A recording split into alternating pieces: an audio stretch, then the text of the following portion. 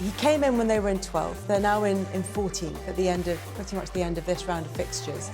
Have you seen positives from Ruben Amorim's time at Man United?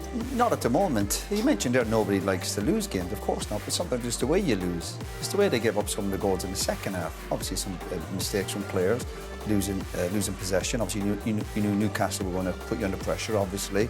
So that's the big hang-up you'd have. They've lost 14 league games, and they lost 14 last season.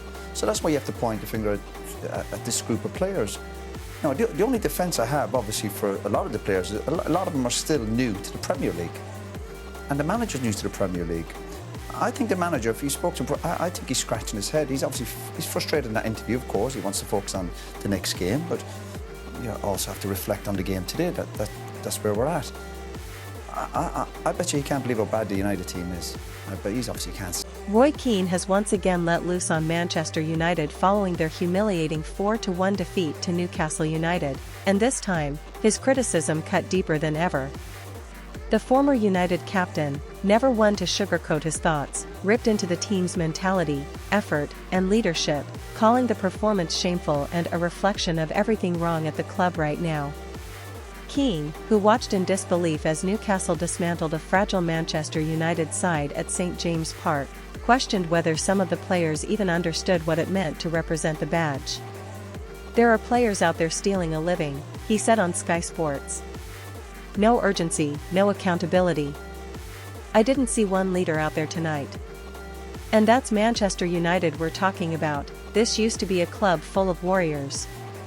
The defeat, United's 14th in the league this season, left the Red Devils languishing in 14th place and piling more pressure on under-fire manager Ruben Amorim.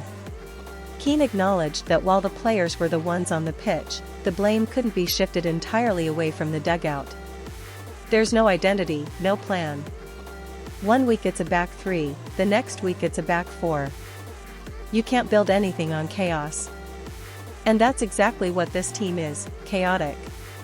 Keane singled out the midfield for criticism, slamming the lack of defensive structure and the ease with which Newcastle cut through United's lines.